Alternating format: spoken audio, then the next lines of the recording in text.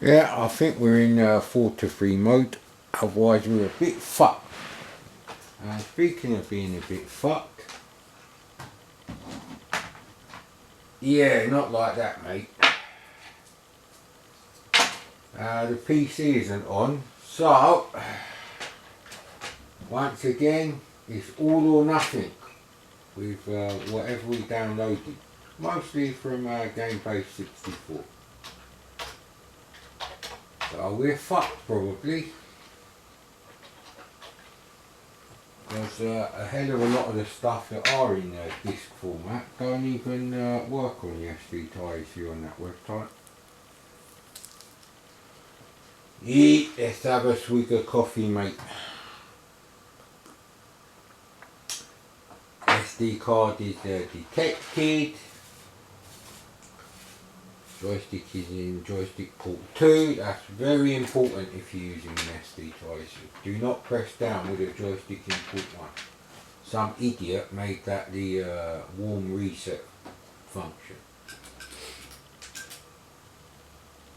I'm thinking about it. I'm going to have to download some sort of SD to ISE file browser that's compatible with the VIC-20 as well. And the Plus 4, because I found a game that's it's sort of like an 8-bit version of Lotus Challenge 2 for the Commodore Plus 4.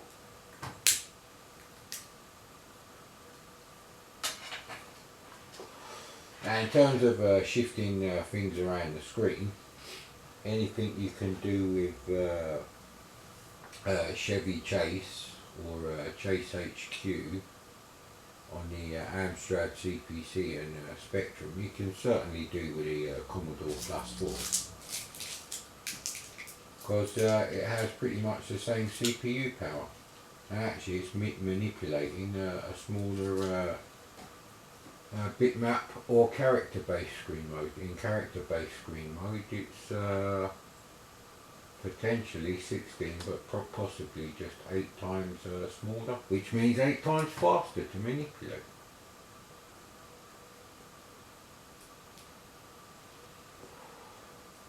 Great, everything's changed, I think.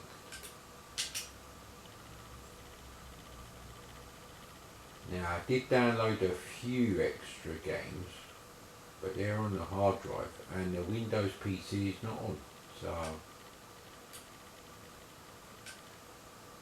we'll have to make do with what we got. I've done the system 3 directory. Let's have a look what's in here then.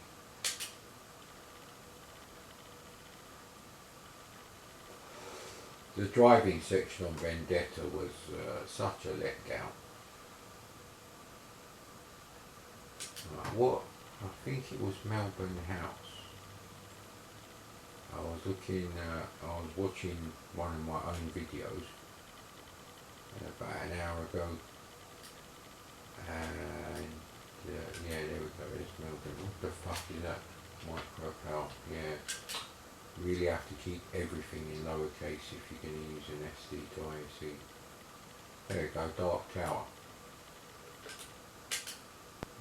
For some reason I started going on about Freescape, but it's probably some sort of weird semi-graphic adventure game, possibly text only.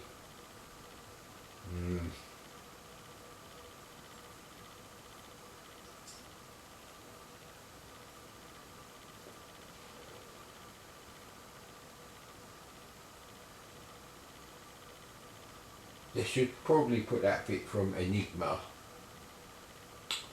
you know. I think it's track 7 anyway, their first album. And Silence Covers the Sky, and I can't remember. Rivers of Belief, I believe that one is. I did like that album, and I was slightly envious of my friend who had a much nicer Kenwood hi-fi than I had. Mine was a semi-stack system, but his was a full stack system. They're really rare now on eBay.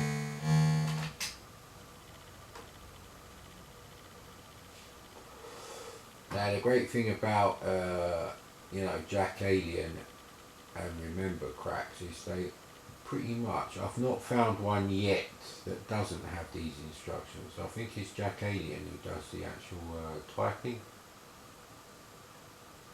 Guardian Dot has turned you, Prince Harry, into a mutant. So it must be true, it does it. Yeah, hang on, which one is the one that looks a bit weird, like the T-foul blokes? Yeah, if you don't know what the T-foul blokes are, well, you missed out on those adverts in the early 80s. I think they were early 80s.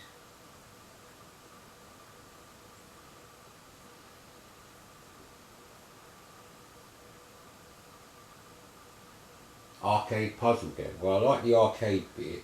I might not like the puzzle bit. Let's see. Another thing is, remember cracks usually do work. So I would recommend Remember, and I would recommend you don't download Nostalgia cracks. You want to have unlimited life. No, actually, because I know where it is. Turn off sprite to sprite collision. No, I want to see how bad. Arrows do not harm you. There is potential in this game. There are arrows. You can fall from any height. Yeah, I'll keep that one. Hit Q in pause mode to see end. No. See solution of the riddle now. No.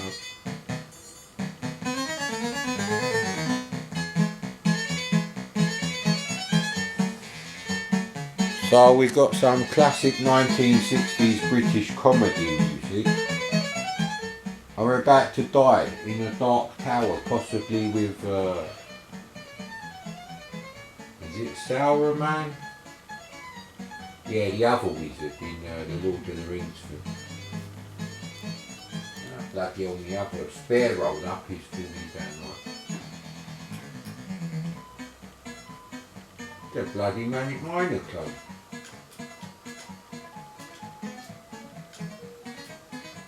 Right, I probably shouldn't have turned off the old, drop from any height. Now with Manic Miner, the most important thing was the jump controls were usable. So they are kind of similar. So you're a turquoise egg. So duck egg, blue egg. I think someone don't quite understand what that means. Your bonus is not kicking down. I'm not really sure. Just get on with it. They do go all the way to the edge, right? Okay. So you can jump back.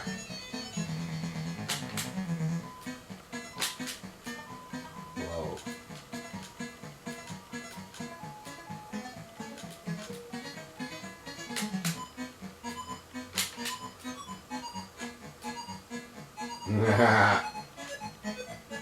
So your Manic Miner, you can just stand in a stationary position, and you have got enough jump clearance to miss them all. There we go. Right, okay. So I can jump from here this time.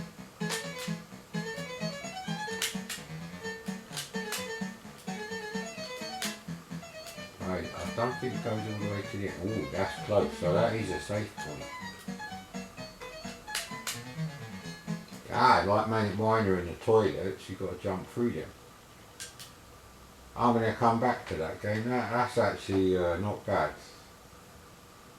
The only thing I'm going to mark that game down for is ridiculous music for such a game. Manic Miner had a terrible version of Hall of the Mountain King. I'm trying to remember who does that. Edvard Krieg, I believe. It might be a terrible rendition of it. Doriath has a nicer version of it. But at the end of the day, it does kind of go, so...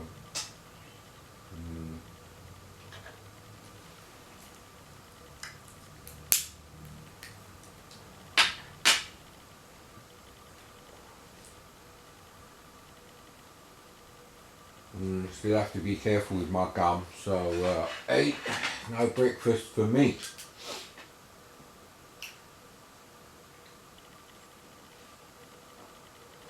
I actually feel like trying out the Eidolon actually, but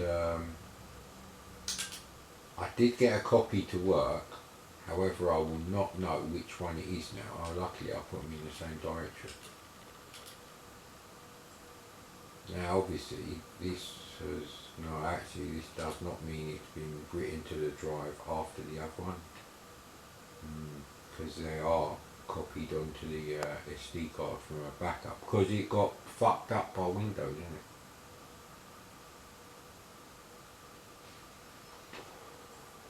it? Yeah. Very grey out there at the moment. I love the cover for Zap64 that reviewed the Eidolon. It's a really, really nice bit of work there by Oliver Frey.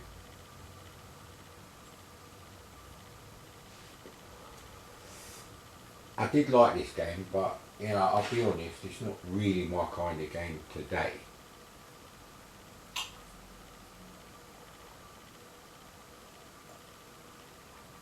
Plus this one might not work, and I don't even know which one we loaded.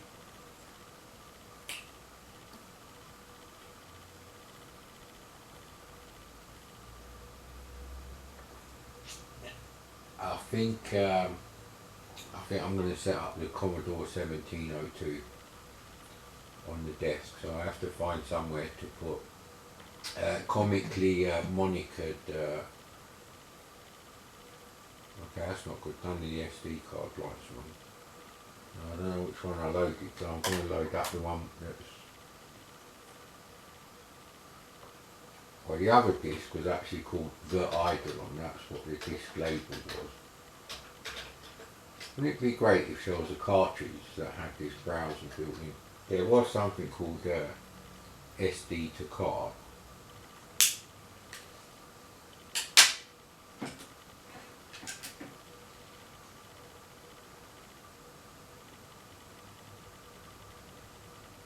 Yeah, I think it was in games, I believe. Right, so I don't know which one I actually opened last time. I think there was only two. No, I think it was this one. So this one doesn't work.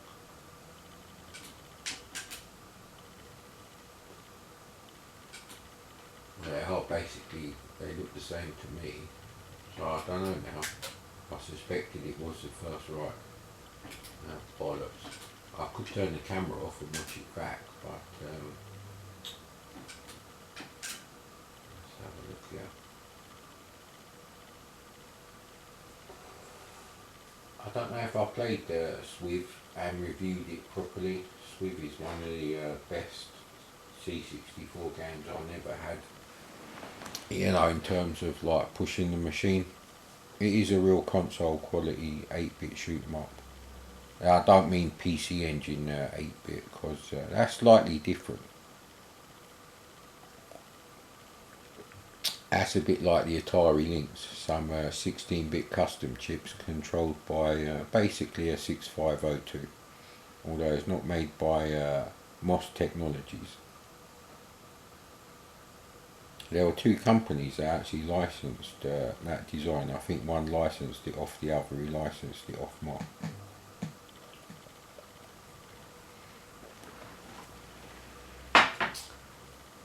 Yeah, see, they might not even be the ones that work. The one that worked may have been in a completely different archive. I have downloaded about 4 archives. There's the TOSEC, which obviously has disc images. This is a multi-load game on cassette, so you wouldn't really want to play it on Tapuino. There's too much of pause between playing the games. So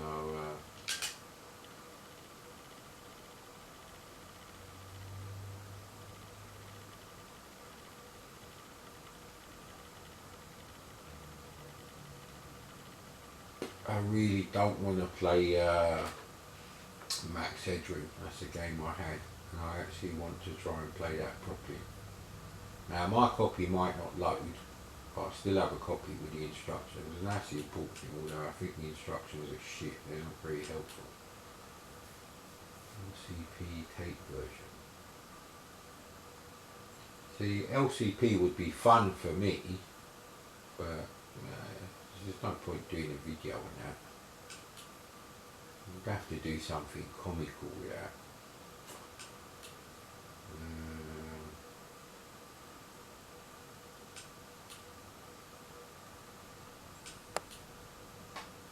I've actually done all of these, unbelievably.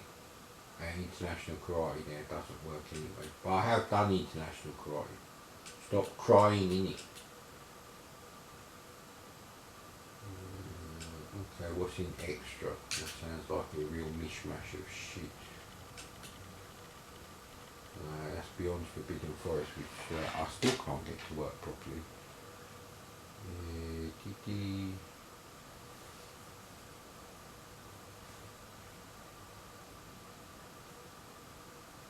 Yeah, I don't know how to play Mad Doctor. I need instructions for that. So,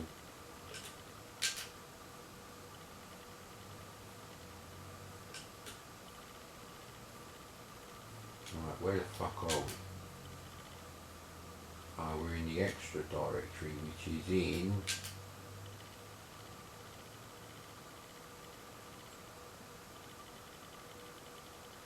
right, okay, I know where we are. Why has it moved it away from where I was?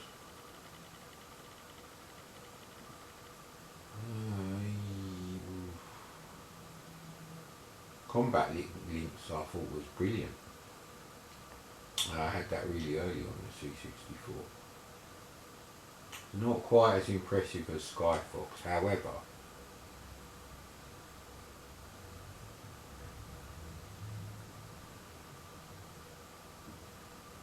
I think we're going to have to play Sprite Man 64.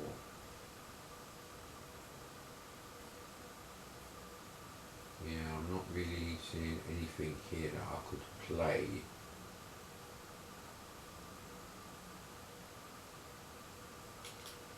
That I haven't done already. I don't know what that is. Special Criminal Investigation. I should just call that SCI with spaces and I'll know what the fuck it is.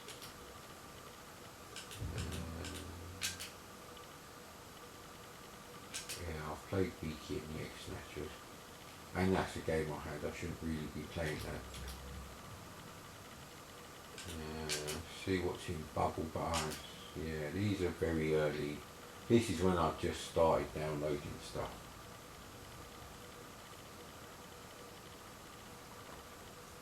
There's loads of games I would play here, but not like this. But I think if I play them at a desk with a chair, with a 1702 monitor, which has got a shit CRT tube inside it technically, and I was a TV engineer, so yeah, that's not opinion, mate, that's fact. But that's the kind of TV I had when I first got a C64, so until about 1986, maybe 85, because basically that Triumph TV that I bought, well I didn't buy, my dad bought me, was with my VIC-20, and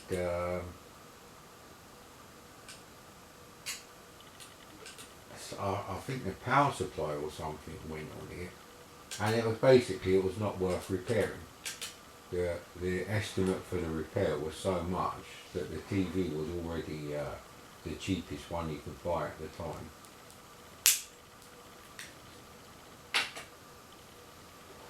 Imagine a late 70s looking Seisho or Matsui or I don't know. So it's a game I had, very early game I had.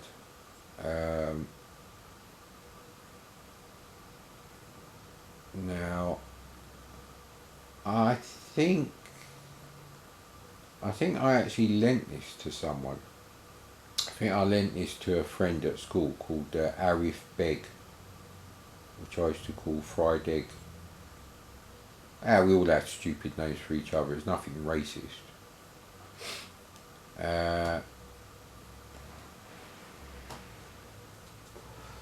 some of the early games you played, especially from like people like Mogul and Interceptor, if you were unlucky, you'd be sitting there thinking, was the C64 worth like 279.99 of my dad's money?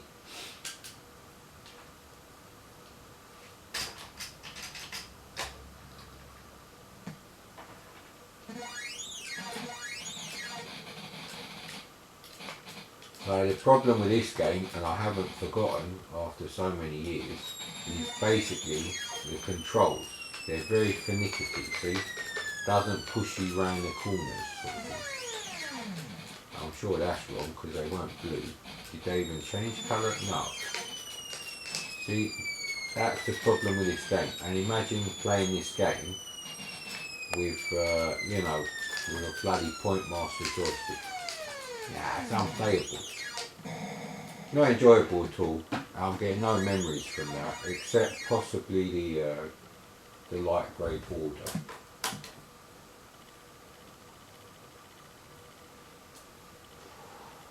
So definitely need a reset switch for the C64 if you're going to use an SD to IC.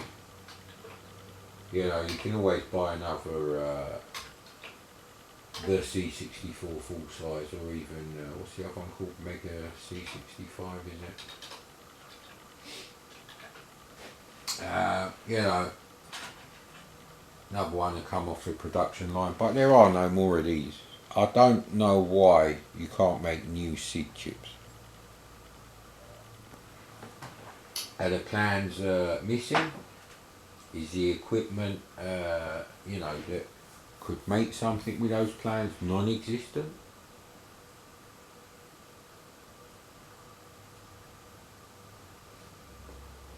Never really investigated that, but I genuinely don't understand why it is impossible to make new SID chips now. And if you can make new SID chips, you can definitely make VIC-2 chips, but I think because the VIC-2 hasn't got anything like you know, analog oscillators on the well, they're actually 16-bit digital oscillators on the old SID.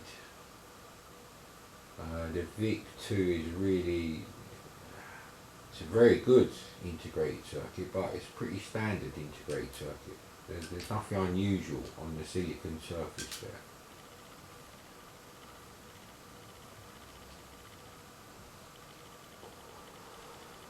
Actually, I'm going to play international karate. The lighting conditions seem correct. So yeah, it's definitely in here, but it could be inside ZZ latest.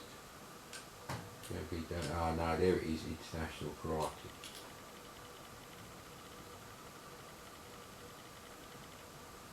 I wonder what that is, times, oh, times soldier, right, yes. Right, so now I don't actually have a memory of this, but I'm pretty sure that you loaded the tape on alternate sides to get alternate backgrounds. Now I can't remember which one was the backgrounds I liked, or if I didn't like most of them and I just liked one on each side. Honestly can't remember, but because I can't even find a picture of the TV I had with a VIC-20 and a C64 and a ColecoVision. There's nothing I can do about that. I have a Sony TV from the late 70s, which is the same colour, but it's nothing like it in design. It's got like one of those posh, you know, plate glass front ends covering the CRT. I don't have the black Trinity, well, black and grey Trinitron that I had. I got a white version of it, and it's got a dirty grey crack on it because it arrived damaged.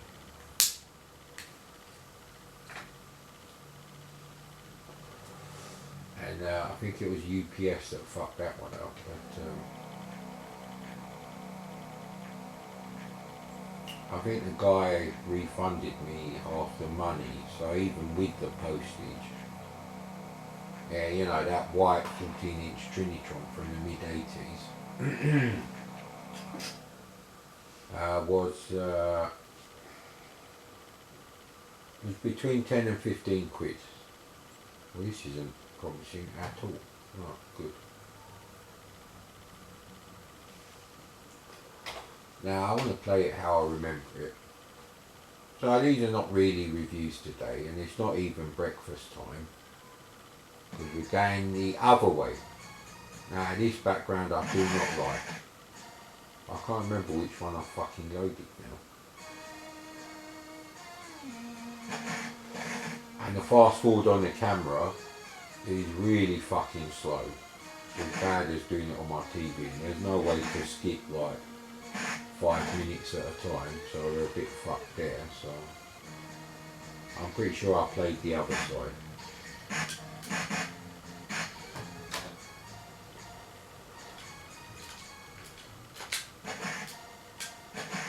So IK Plus, the characters do actually, they look the same but they move much faster.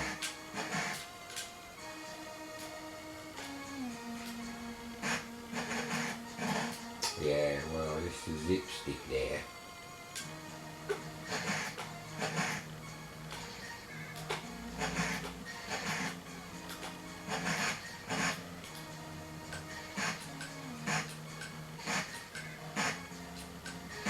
Yeah. By some miracle I won that one.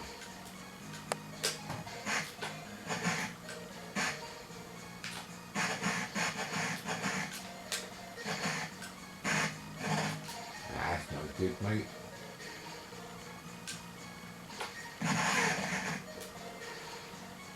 That's bloody good. Sound effects are really good on this actually. There we go. So if he doesn't hit me at all, we definitely win. And we win anyway.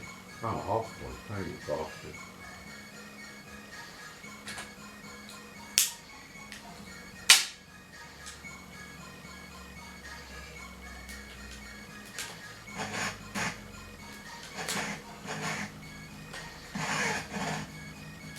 The animations are really good on this.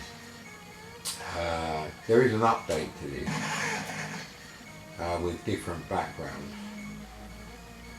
I think the rest of it is the same.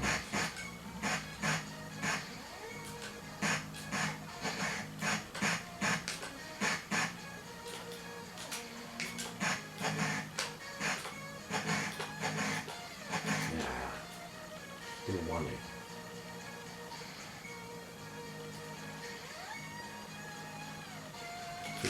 Got to the joystick or something. Whatever I've done it perfectly. Yeah, I think it's the other side I like, but I can't remember which one it bloody is, innit? Yeah, these graphics would look better on a CRT, but even then, they're not the best in the world. That's why I prefer Way of the Exploding Fist, to be honest. I could play that as well, but I had me feel of fighting games just now, and very few modern, you know, scrolling beat 'em ups or even one-on-one beat 'em ups. You know, arcade conversions, late 80s kind of thing. They're mostly shit. Although I think Final Blow is technically quite impressive. I don't know how it stacks up against the arcade game though.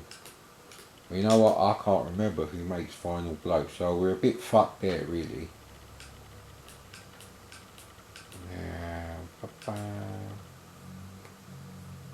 Yeah, I did put some more games on here.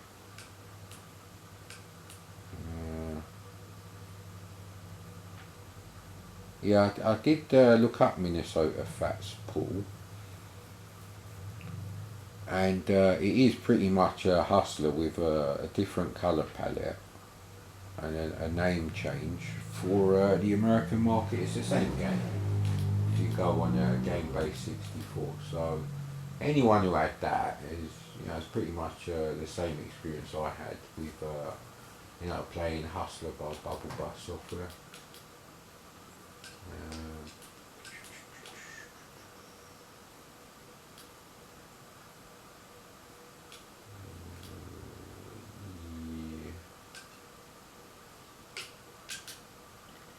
Yeah, see, if I have got a larger directory or possibly complete softography, sounds a bit rude that, of Bubble Bus, it'll be in this directory, so we'll check out Bug Bite.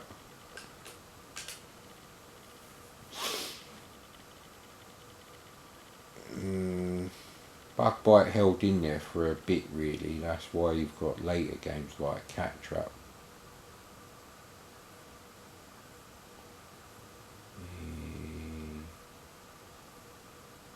Antiques. Little Green Man. It would be great if you could see the covers, but there's no real technical way of doing that on the C64. I mean, the amount of data you'd have to load for a directory, even with tiny, you know, 80 by, I don't know, 70, maybe even 100, nah. I think it'd be 80 by 80 because the pixels are not square on a C64.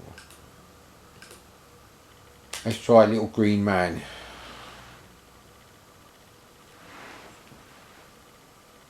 Actually, I'm trying to remember who did the Xenon games and Speedball games on the C64, who published them. Oh man, could have played Xenon 2 for a laugh. I have played Xenon 1 for a laugh. Because I have played that on the C64, and the music I actually prefer the music on the ST version. There's no technical reason why it couldn't have sounded the same or very similar on the C64. Yeah, no, it's only the white noise generator of the C64 which isn't truly random. That's why it's called pink noise. There are other classifications. White noise is truly random, and the C64 has a random number generating portion on the SID chip. Actually, that's where I believe C64 Basic gets the random numbers from.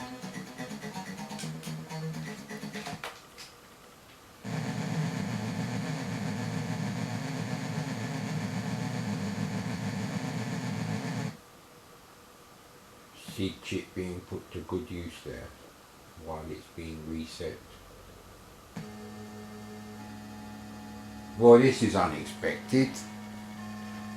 This looks like an Apple II game. This was programmed by Peter Tulby. Yeah, it's got to be Tulby.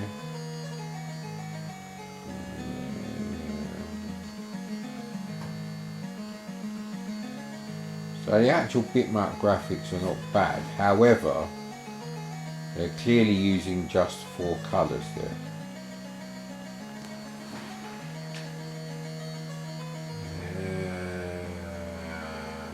Yeah, there is 2 shades of blue, so white, black and 2 shades of blue.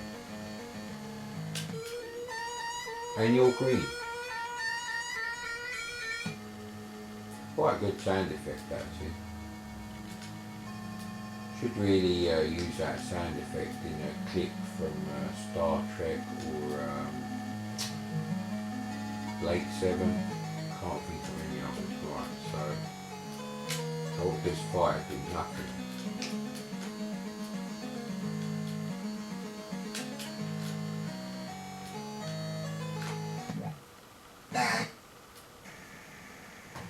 Yeah, see you mate. He said bye in case you're wondering.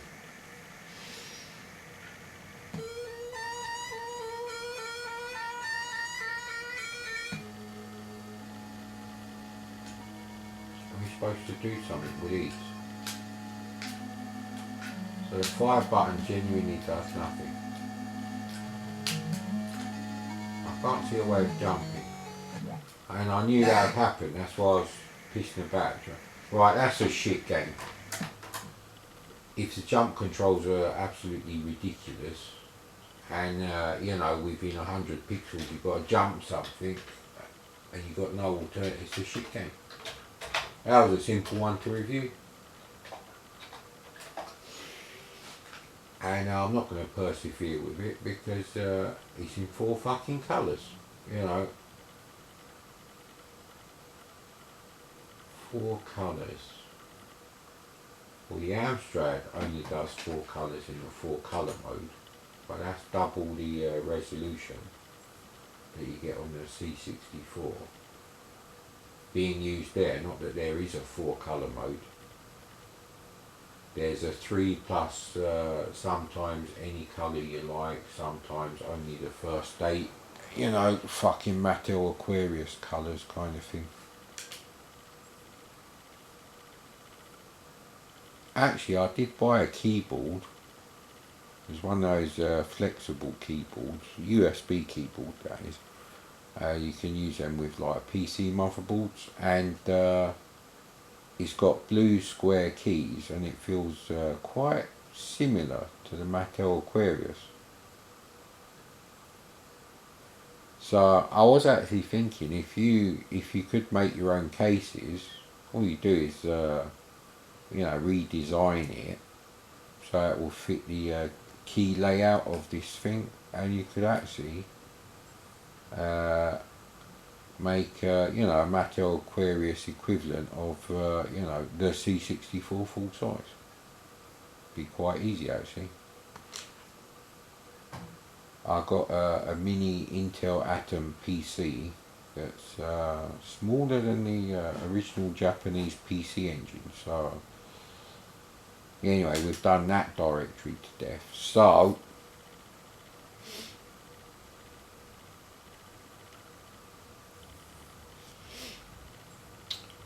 yeah, I mean, you know, really, the best possible situation is you have a shitload of C64 original games, you know, actual games, the physical item, on loads and loads of shelves, and you go there and you look them up, and if you've got a complete directory on your SD to IEC, and they're all bloody, at least you've tried them to make sure they load.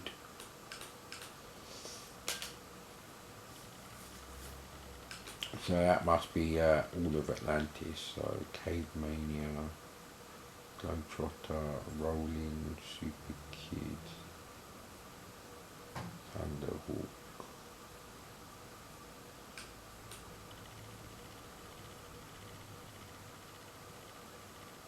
Actually no, I'm thinking of Super Ted. I remember Super Ted, I don't know what Super Kid is. So there's 2 versions on the same disc. Plus usually means it's got a trainer on it.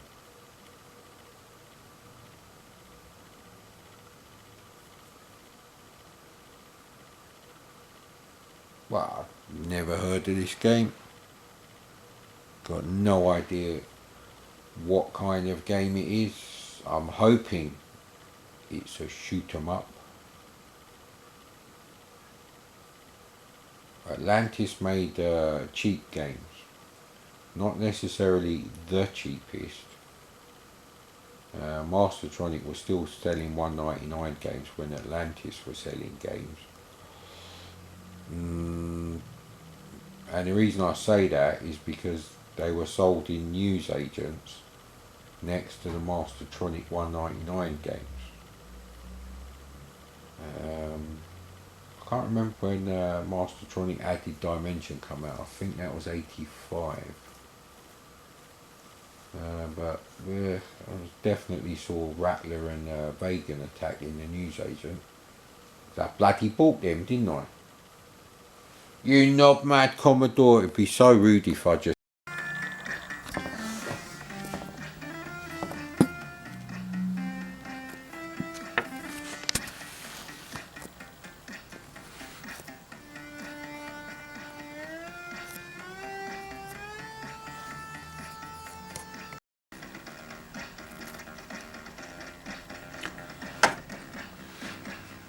So, this is the Thunderhawk.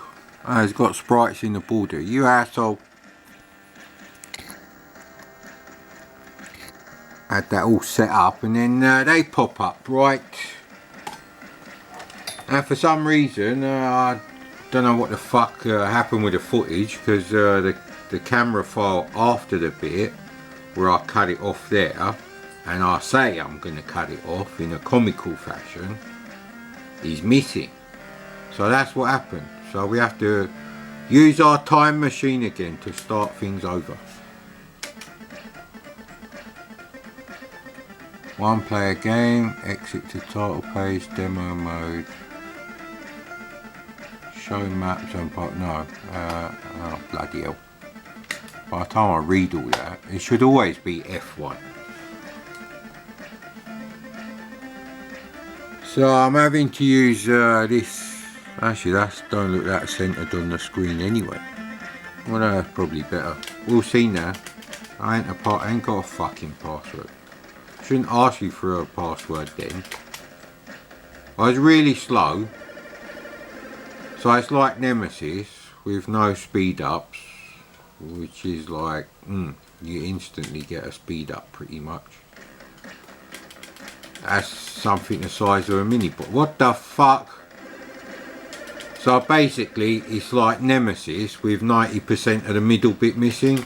I mean, basically you start the game. Right, so that's not a power up.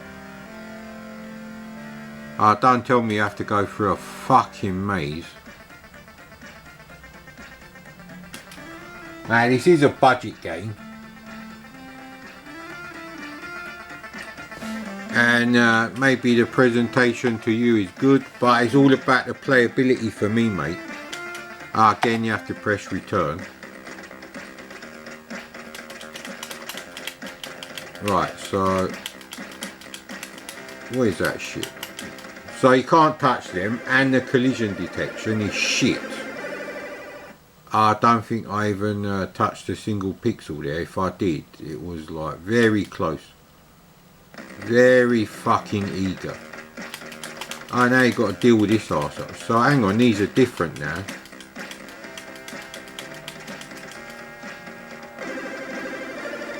Right, well, you weren't missing much when that footage was nowhere to be found, because like I said, the camera file directly after that is for Alpha Omega Run.